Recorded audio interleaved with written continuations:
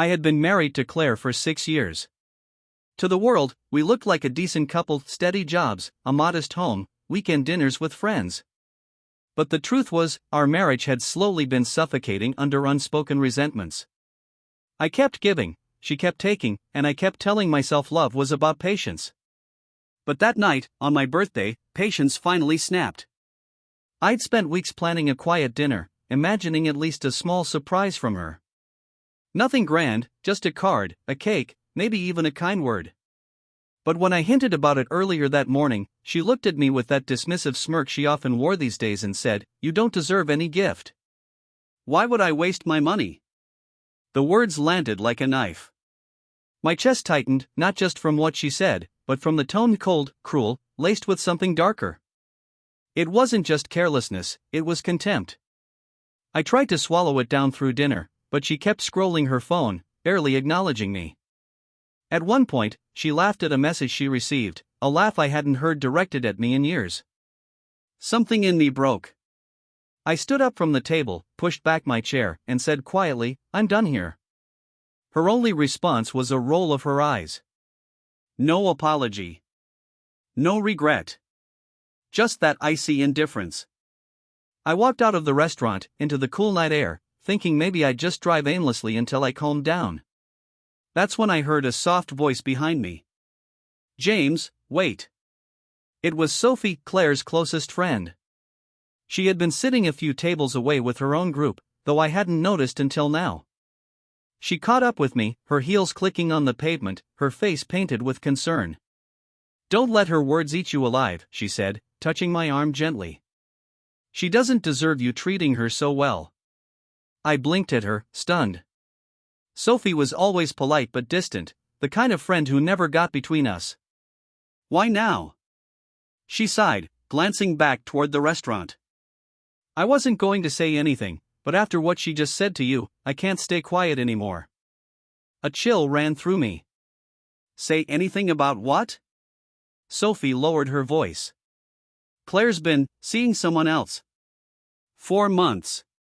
The ground seemed to tilt beneath me. I wanted to laugh, to deny it, to say Sophie must have misunderstood. But the look in her eyes wasn't one of malice. It was pity. "What are you talking about?" I whispered, my throat tight. "I've covered for her more than once," Sophie admitted, guilt flickering across her face.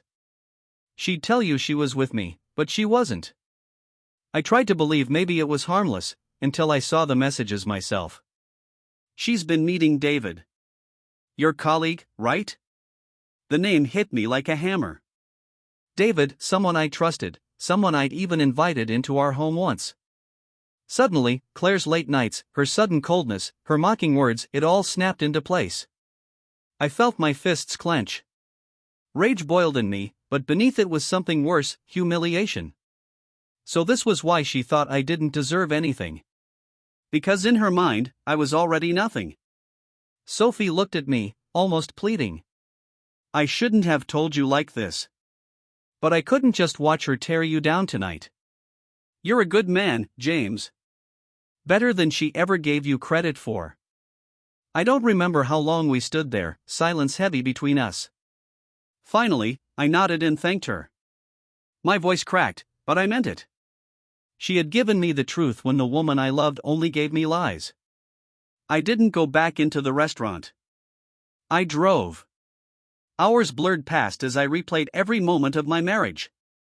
Every excuse I had made for her coldness, every night I told myself she was just tired, every gift I gave that she barely acknowledged, it all painted the picture I had refused to see. By the time I parked outside our house, my decision was already made. I walked in, packed a small bag, and left my wedding ring on the kitchen counter. Claire wasn't home yet, probably still laughing at her phone with David. I didn't leave a note. I didn't want to give her the satisfaction of an explanation. 2 days later, Sophie called. She hesitated, then asked if I was okay. I wasn't, but I told her I'd survive. Then she said something that stuck with me: sometimes betrayal is the gift. It shows you who people really are, before you waste more of yourself on them. She was right. Claire thought denying me a gift was power. But in truth, Her betrayal freed me. Weeks have passed since then. Claire tried reaching out once, a cold message demanding why I left, as if she hadn't already destroyed everything. I didn't reply. David, I later heard, moved on quickly. Apparently, even betrayal has an expiration date. Sophie and I talk sometimes. She still carries guilt for not telling me sooner, but I told her I don't blame her. If anything, she gave me the one gift Claire never could: honesty. And that night, when Claire said, "You don't deserve any gift," she was right, just not in the way she thought. I didn't deserve her gift. I deserved the truth, the freedom, and the chance to start over. Walking away was the hardest choice I ever made. But as I look back now, it was also the moment I finally stopped begging for love from someone who only knew how to betray it.